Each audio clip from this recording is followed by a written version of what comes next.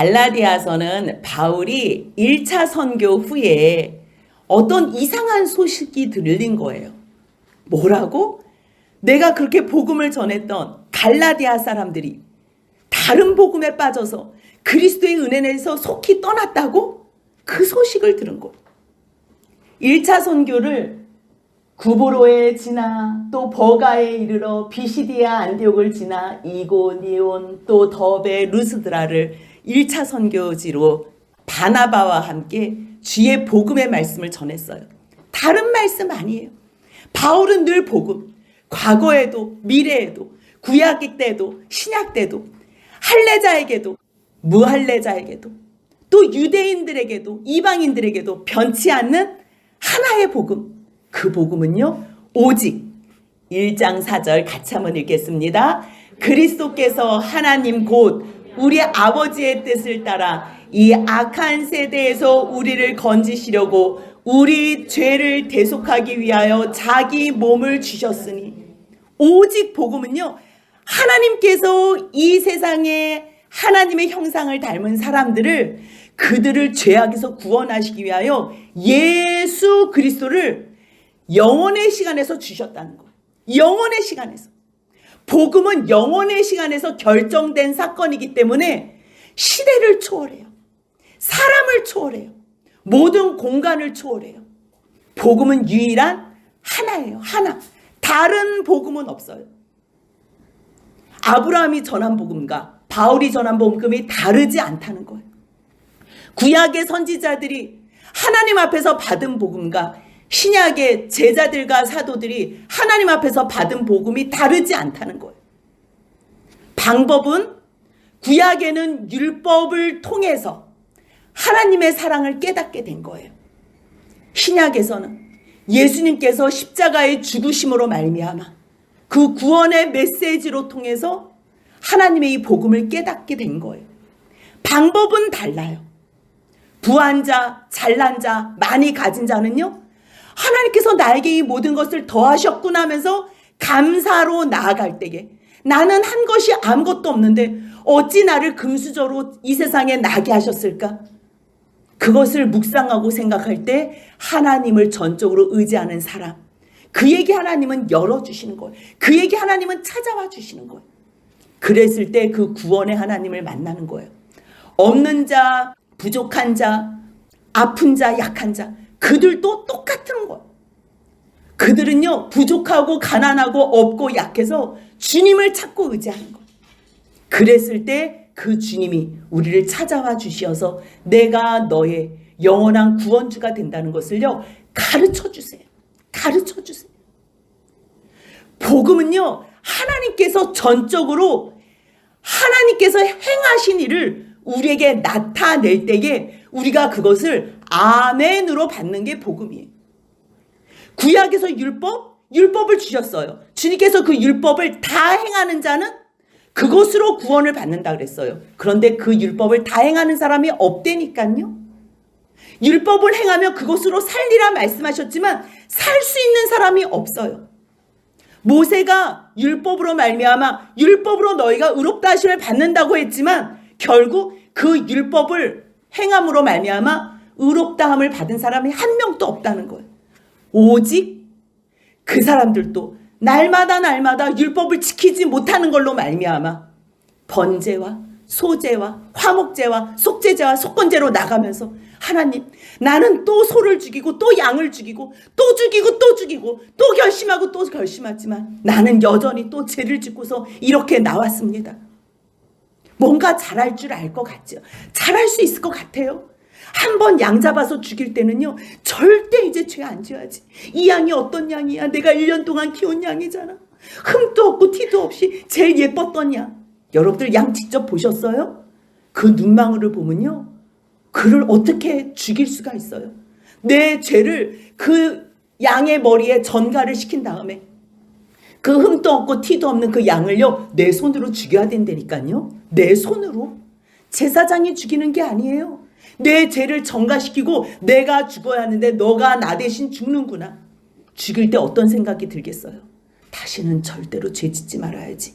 그럼에도 불구하고 또 또 죄짓고서 양을 끌고 오는 나의 모습을 보면서, 또 죄지어서 소를 끌고 오는 나의 모습을 보면서, 주님, 나는 가능성이 없어요. 나는 안 되겠어요. 나 어떻게 하면 좋아요? 나 어떻게 하면 좋아요? 그랬을 때 주님이 찾아오시는 거예요. 그랬을 때. 그 마음의 중심과 생각의 중심을 다 꿰뚫고 보시는 주님이 정말 너의 힘으로 한 가지도 의를 행할 수 없겠어? 확실해? 확인됐어? 네. 저는 안 되겠어요. 저는 죽을 수밖에 없는 죄인이에요. 그래서 내가 준비해 놓은 나의 의가 있다. 소와 양으로 염소로 너의 죄가 구원받는 것이 아니라 이거는 예표일 뿐이야. 나는 너희들을 위해서 이미 벌써 영원의 시간에서 그리스도를 준비했어. 그리스도를. 그래서요, 하나님께서 영을 열어주시는 거예요. 영을 열어주시면 구약의 사람들도 그 그리스도를 영의 눈으로 보고, 모세가 그것을 기뻐하였고, 아브라함이 영원한 본향을 사모했고, 한나가 구원의 뿔을 찬양했고, 다윗이 그 그리스도를 보고서 찬양하고 하나님께 영광을 돌린 거예요. 모든 구약의 선지자들이. 그래서요, 율법으로 의롭게 된 사람은 없어요. 오직 나는 할 수 없어요 고백했을 때에 주님이 찾아오셔서 할 수 없는 너를, 죽을 수밖에 없는 너를 내가 구원해 줄게 하시는 그 복음, 하나님께서 행하신 역사, 그것을 우리가 받아들일 때에 감사합니다. 감사합니다. 아멘. 아멘. 찬양하는 삶이, 그게 복음을 행하며 따르는 삶이에요. 그렇게 가르쳤는데도 불구하고 우리는 율법으로 의롭다함을 받는 것이 아니라 예수 그리스도를 믿음으로 말미암아, 예수님이 행하신 그 일로 말미암아 우리는 이미 벌써 구원을 받은 거라는 그 복음을 증거한 거예요. 그런데 어떤 사람들이 유대로부터 내려와서, 아니야, 저 바울 원 멤버도 아니고 제대로 된 사도도 아니야.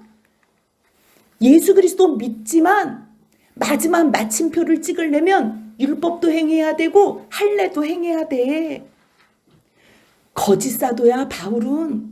반만 가르쳐 너희들에게 잘 보이려고. 그래서 바울은 돈도 안 받잖아. 사람 기분 맞추려고, 비유 맞추려고 할례도 행하지 말라 그러고 율법도 안 해도 된다고 말하는 거야. 근데 틀려. 저러면 안 돼. 그래서 계속 거짓, 다른 복음을 가르쳐 주는 거야. 그래서 바울이 뭐라 그래요? 하나님과 그 아들 예수 그리스도, 그 복음으로 너희를 부르셨는데 어찌 너희가 다른 복음을 듣고서 이렇게 속히 떠났냐? 내가 전하는 이 복음은 나를 변화시키고, 내가 3년 만에 베드로와 야고보를 만나러 갔을 때 그들이 나의 복음 안에서 함께 10월 동안 교제하고 인정해줬던 그러한 복음이고, 또한 그리스도인들이 내가 전하는 이 복음의 소식을 듣고서 하나님께 영광을 돌린 복음이다. 그 이야기를 하는 거예요. 그래서 2장에서는 다시 무엇을 말하냐면 복음은 하나밖에 없다. 다른 복음은 없어. 특별히 할례인들이 받는 복음과 무할례자들이 받는 복음이 다르지 않아. 유대인들이 받는 복음과 이방인들이 받는 복음이 다르지 않아. 이게 너무너무 중요한 일이에요.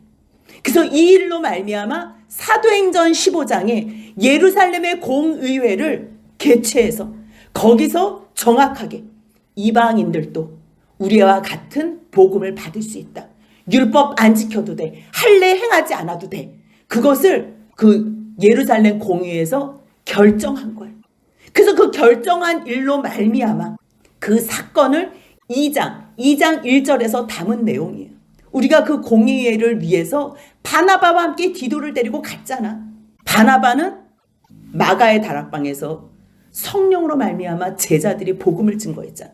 그때 그 복음을 증거했을 때 바나바는 구브로 사람이잖아요. 구브로 사람이 오순절날 예배 드리러 왔을 때 그 제자들이 선포하는 그 말씀을 듣고 복음으로 깨달아진 사람. 그래서 초대교회의 열매예요. 안디옥에 많은 사람들이 부흥이 있었을 때 예루살렘 교회에서 선교사로 파송했을 때 누구를 파송했어요? 이 바나바를 파송한 거예요. 이 안디옥 교회의 담임 목회자로.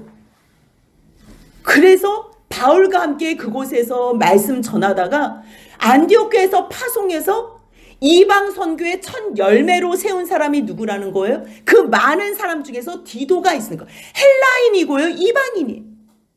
디도는. 그러니까 지금 바나바와 함께 디도와 예루살렘으로 갔다는 이야기는요, 예루살렘 여러분들이 세운 열매인 바나바가 여기 있습니다. 여기 디도 생긴 것도 자기네의 모습하고 다르다니까요. 외국어를 해요. 그런데 바나바나 디도나 성령으로 충만하여 우리 가운데 이 복음으로 하나가 된 것을 보는 것, 느끼는 것. 디도는요, 바울이 디도서를 쓸 때 1장 4절에서 뭐라고 얘기를 하냐면요, 같은 믿음을 따라 나의 참 아들 된 디도에게 편지하노니 그러면서 디도서를 쓰거든요. 진짜 내 몸에서 난 아들이 아니고요, 복음으로 난 참 아들이에요. 믿음으로. 그런 디도를 데리고서 갔는데 왜 갔냐면 무할례자도 할례를 안 받아도 복음 안에서 성령으로 우리는 하나가 될 수 있다는 것을 가르쳐 주기 위해서요. 그런데 그 옆에 있는 사람들이 계속 할례를 받아라 계속 이야기를 하는 거예요. 그래서 바울이요, 일부러 더 안 받아요. 왜요? 2장 5절 같이 읽겠습니다. 그들에게 우리가 한시도 복종하지 아니하였으니 이는 복음의 진리가 항상 너희 가운데 있게 하려 함이라. 아멘. 복음을 받았어요. 그러면 그 복음이 진리로서 우리 가운데에 역사해야 돼요.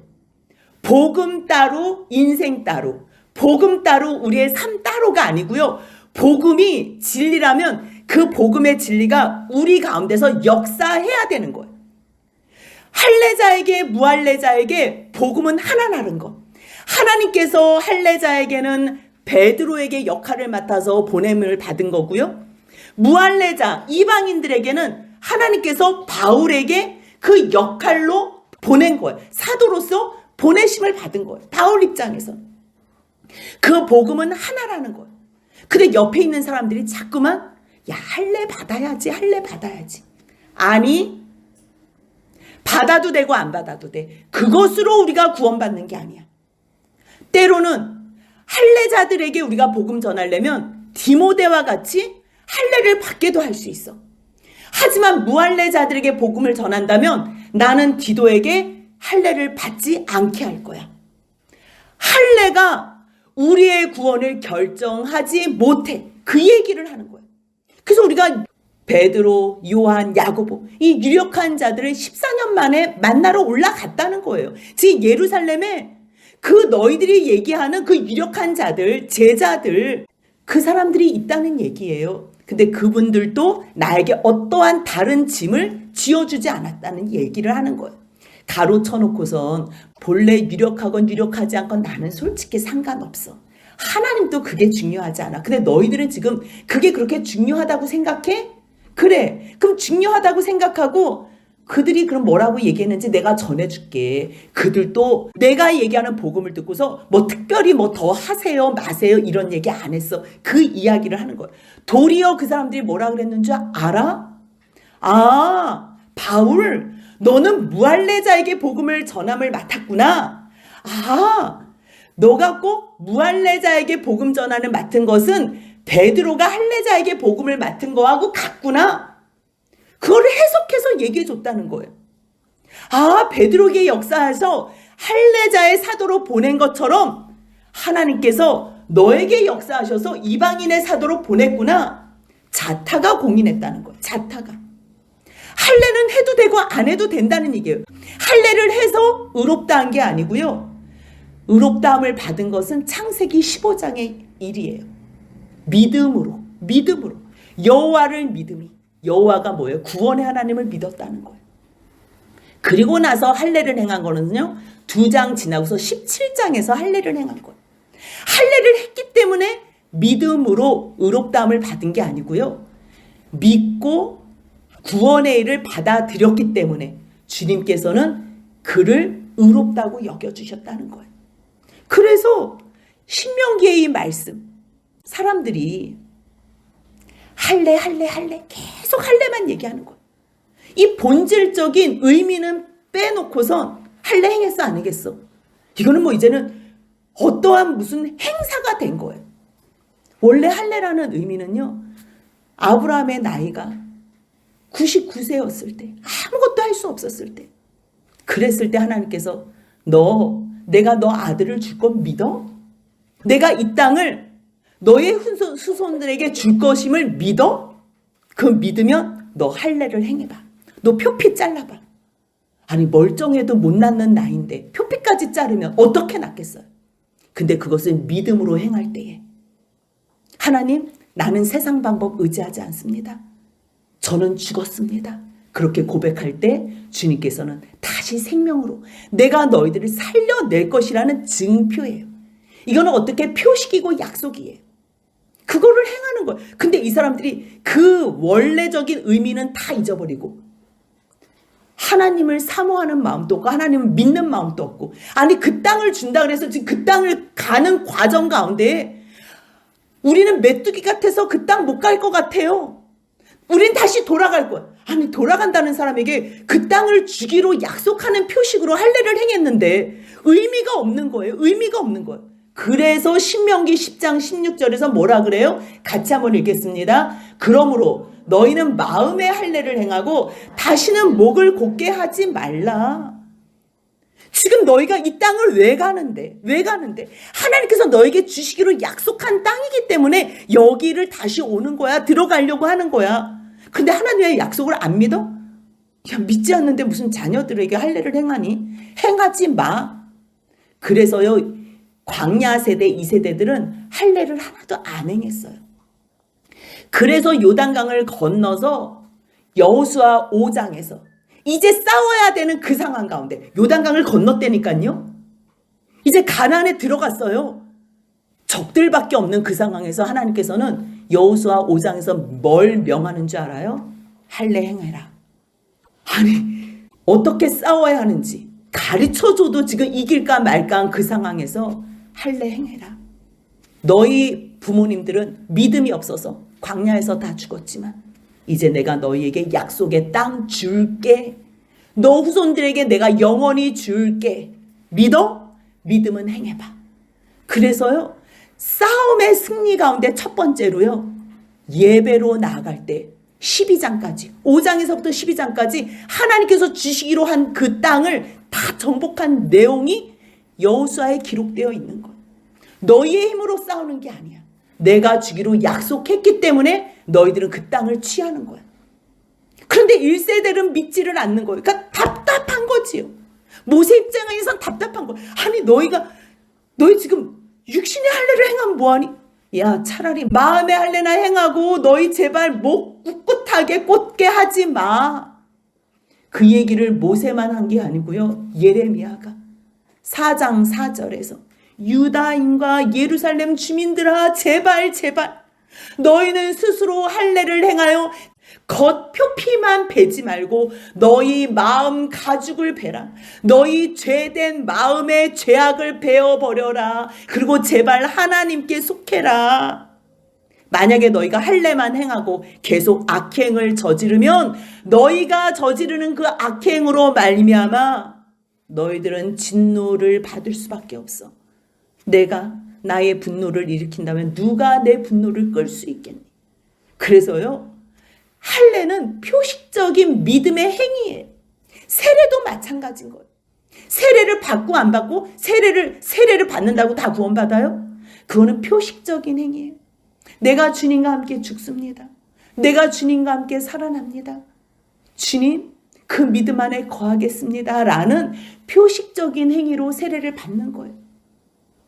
그러니까 세례를 받을 수 있는데 내가 세례도 안 받고 나는 예수 믿어? 이런 일은 없는 거예요. 그럴 때는 복음을 하면 주님, 저 주님하고 함께 죽고 주님하고 함께 살겠습니다. 어디 물 없나? 그래서 물로 세례를 시작하는 거예요. 물로. 그것이 내가 첫 번째로 주님을 믿고 내가 주님 안에서 죽고 살겠다는 표식적인 하나님 앞에서 예배 예식이 되는 거예요. 그런데 하나님 믿어요? 예수님 믿어요? 예, 저 예수님과 함께 죽었다가 살아났어요. 아멘. 믿습니까? 예, 믿습니다. 해놓고서 삶은 전혀 믿음하고 상관없이 살아. 그럼 주님께서 또 똑같은 말 하는 거야. 야, 너희가 세례를, 진정한 마음의 세례를 좀 받았으면 좋겠다. 야, 너희가 진정한 마음으로 할례를 받았으면 좋겠다. 너희의 모든 죄를 좀 다 버렸으면 좋겠다. 주님이 그거를 말씀하시지 않겠냐고. 지금 갈라디아에서 바울이 사랑하는 갈라디아 교인들에게 그걸 얘기하는 거야. 제발 할례는 마음의 할례를 받아. 그게 중요하지. 예수 그리스도께서 이미 벌써 우리의 모든 율법을 완전히 이루셨어. 완전히. 너희가 나를 잘 믿지 않는데 너희들이 기둥같이 생각하는 그 유력한 사람들, 야고보, 게바, 요한도 내가 자세하게 이방 선교에 대해서 성령께서 어떻게 이방인들에게 역사하시는 그 사건을 이야기를 하니까 하나님께서 바울에게 어마어마한 은혜를 주셨네?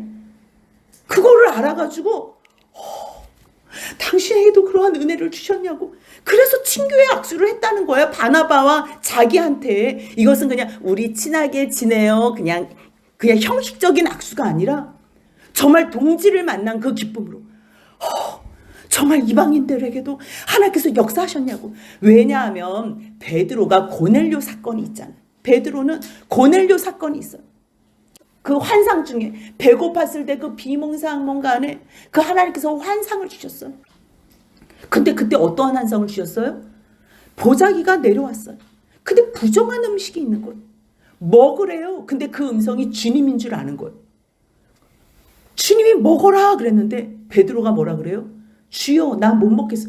아니, 누구세요? 이렇게 묻지도 않아요. 주여, 내가 부정한 음식을 먹지 않았기 때문에 저는 안 먹겠습니다. 아니, 하나님한테 가르쳐 준다니까요. 주여라고 하지 말든가. 내 뜻을 그냥 이야기를 하든가. 근데 주라는 게 뭐예요? 당신은 주님이고 나는 종입니다. 그 표현인데요. 도리어 주를 가르친다니까요. 근데 그 일이 3번 있은 후에 고넬료 사건이 있었잖아요. 근데 그 고넬료 사건 가운데서 이방인에게도 성령이 임할 수 있구나. 주님을 사모하고 찾는 경건한 사람이라면 하나님 앞에 온 마음을 다해서 자기 나름대로 최선을 다하는 사람이라면 주님은 그 사람을 받으시는구나. 이 경험이 있었기 때문에 바울 1차 선교를 통해서 그런 역사가 일어났냐고. 반갑다고. 그래서 이게 친교의 악수를 했다는 거예요. 그래서 우리는 이방인에게로, 그들은 할례자에게로 갔다는 것을 다 알아요. 마지막으로 부탁하죠. 가난한 자들을 좀 잘 기억해줘. 그 일도 걱정하지 말라고. 주님 안에 있으면 우리가 한 형제, 가족이에요. 가족이 배고픈데 놔두는 사람은 없어요. 그렇기 때문에 가난한 자들을 기억해달라고 부탁했을 때 그 일은 원래 지금 힘쓰고 있고 계속 진행 중이라고. 그런데 2장 11절부터는 게바인 베드로가 복음의 진리를 따라 행하지 않은 사건이 있는 거예요. 앞의 사건은 디도에게 할례를 행하지 않은 걸로 그 복음의 진리를 항상 지키기 위해서 사람들이 할례 행해야지 계속 괴롭히는데도 불구하고 디도도 사람들이 그렇게 말할 때 얼마나 불편했겠어요. 근데 복음은 할례와 상관없다. 그것을 가르쳐 주려고. 그래서 그들 앞에서 할례를 받지 않아요. 바울도 바나바는 할례를 받을 수 있지만 디도는 할례 안 받아도 우리는 복음 안에서 다 한 형제야. 그것을 보여주기 위해서.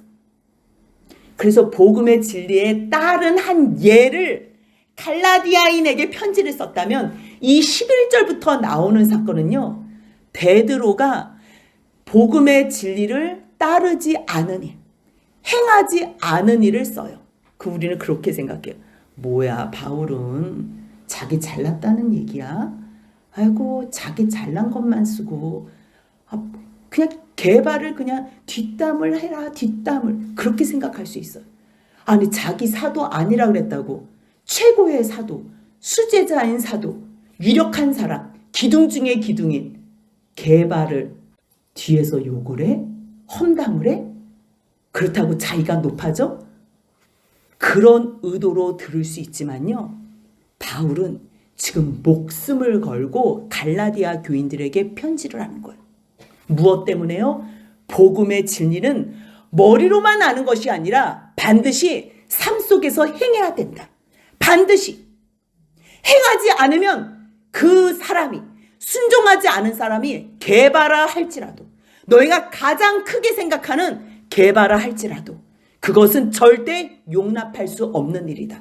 왜냐하면 더 큰 지도자, 앞선 사람, 유력한 자, 기둥 중에 기둥인 사람이 복음에 흐려서 이상한 짓을 하면요, 그것에 대한 굉장한 부정적인 여파가 있는 거예요.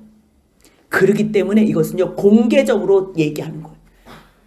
게바가 이것을 용납하지 않았으면 아마 깨졌겠죠, 관계가. 그리고 아마 두 쪽이 났을 거예요. 뭐 합동 측, 통합 측, 뭐 장로 측, 뭐 친례 측, 뭐 이렇게 다 막 쪼가리가 났을 거예요. 그런데요, 복음 안에 있는 사람은 절대 나뉘어지지 않아요. 실수로 연약해서 우리가 잘못 이해하고 나의 연약함 때문에 내가 잘못을 범할 수가 있어요. 그럴 때 사도 중에 가장 작은 사도라고 고백하는 바울이 가장 큰 사도라고 생각하는 베드로에게 책망을 해도 그 책망을 받아들일 수 있는 마음, 그 복음 앞에 순종할 수 있는 절대 복종의 자세, 이런 것을 가르쳐주고 싶은 거예요. 이 일은요, 높고 낮은 거에 대한 문제가 아니에요. 할례자와 무할례자를 가르지 마라. 유대인과 이방인은 하나다. 예수 그리스도께서 그 막힌 담을 허셔서 우리로 말미암아 한 세 사람을 만들었는데, 한 세 사람. 그런데 왜 게바가 그러한 이상한 일을 했는지 모른다. 그래서 내가 책망했다. 이 얘기를 하는 거예요. 11절 12절 같이 한번 읽겠습니다. 게바가 안디옥에 이르렀을 때에 책망받을 일이 있기로 내가 그를 대면하여 책망하였노라.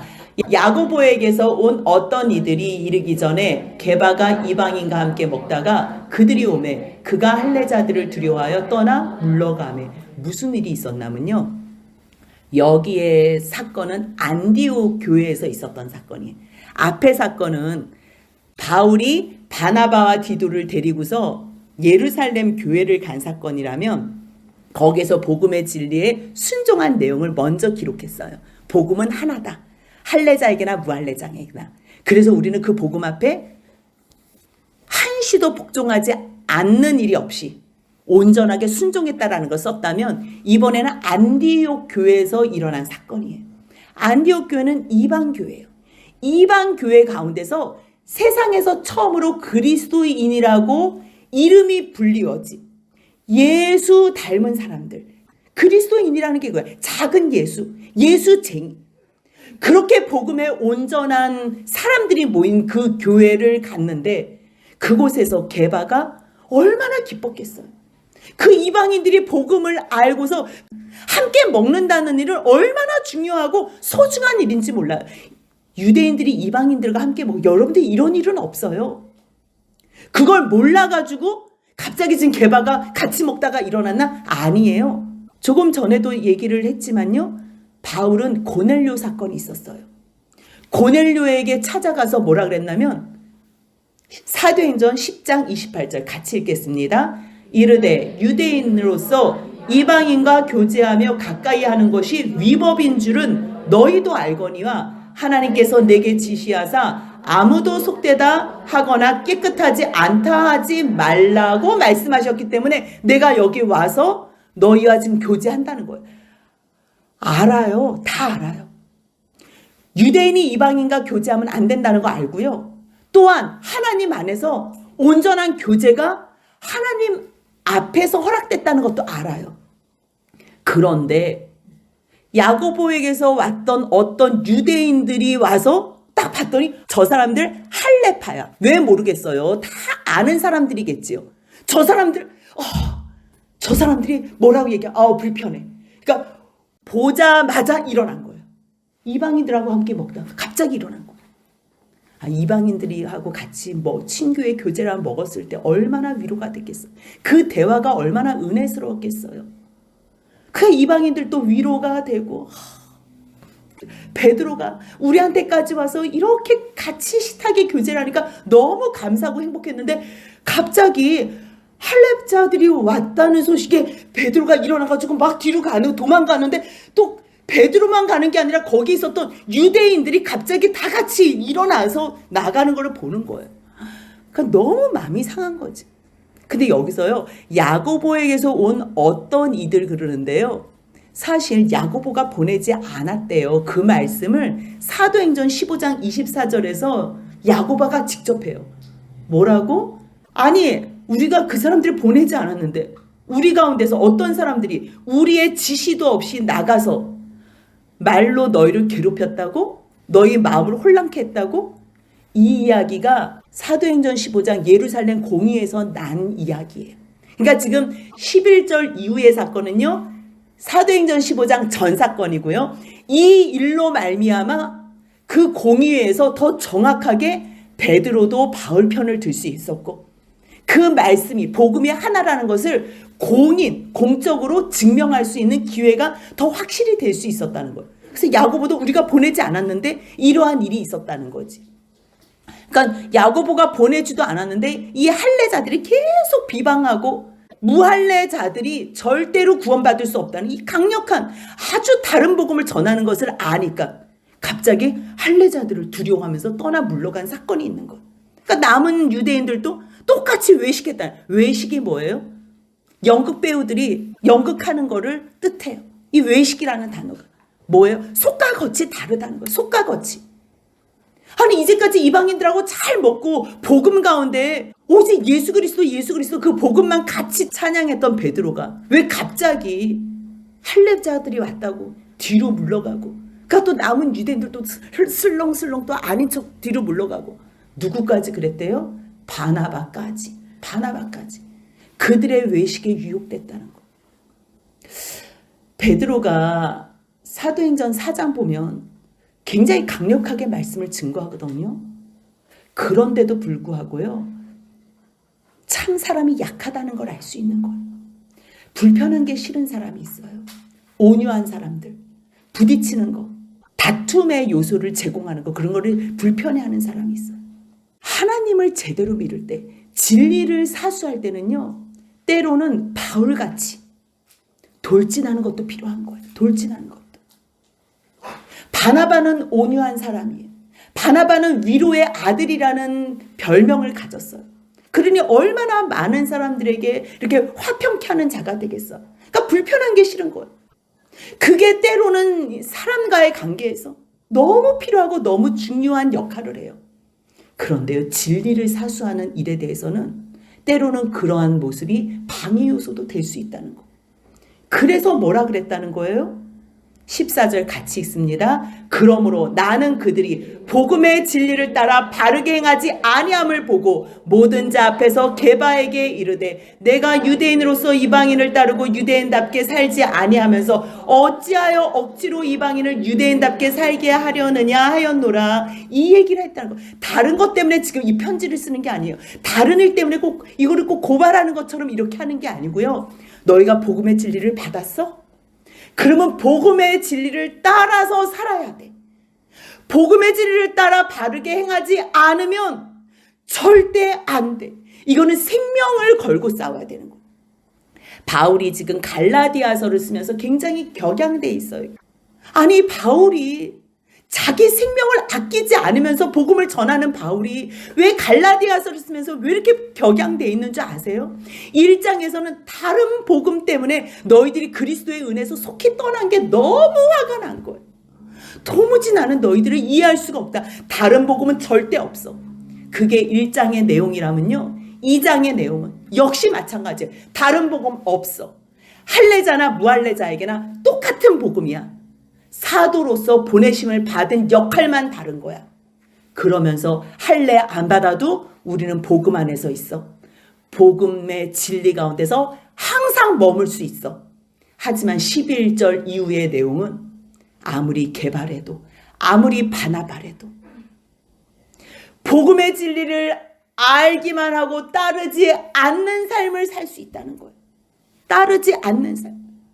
복음의 진리를 따라 바르게 행하지 아니하는 삶은 복음과 상관없이 다른 복음과도 같은 결과물을 나타낸다는 거예요. 그래서 지금 갈라디아서 1장 2장에서 너희들이 복음을 알아? 복음은 하나밖에 없어. 하지만 그 복음을 안다면 그 복음의 진리대로 행해야 돼. 행하지 않을 때는 가장 작은 사도인 내가 가장 대단한 사도에게도 책망할 수 있고 그 사도 또한 그 책망을 겸허하게 받아서 우리와 함께 그 이후에 친교의 악수도 하고 그리고 이방인들도 유대인들과 함께하는 이 복음의 진리 안에서 구원을 받을 수 있어. 이 메시지를 전하고 싶은 거예요. 그래서 이 이후에 나오는 말씀은요. 그러기 때문에 이 복음 안에서 사는 너희는 예수와 함께 죽고 예수와 함께 사는 하나님 아들을 믿는 그 믿음 안에서 살라는 말씀, 그 유명한 말씀 갈라디아서 2장 20절 말씀이 있는 거예요. 한번 20절 말씀만 같이 읽고 이거는 다음 주에 연장해서 말씀 나눌 텐데요. 너무 귀한 말씀이니까 같이 한번 읽겠습니다. 내가 그리스도와 함께 십자가에 못 박혔나니 그런지 이제는 내가 사는 것이 아니요 오직 내 안에 그리스도께서 사시는 것이라. 이제 내가 육체 가운데 사는 것은 나를 사랑하사 나를 위하여 자기 자신을 버리신 하나님의 아들을 믿는 믿음 안에서 사는 것이라. 아멘. 그래서 우리가요 복음의 진리를 따라서 예수 그리스도 하나님의 아들을 믿는 그 믿음 안에서 그 복음의 진리를 행하며 사는 복된 저와 여러분들의 남은 여생이 되시길 주님의 이름으로 소원합니다. 아멘.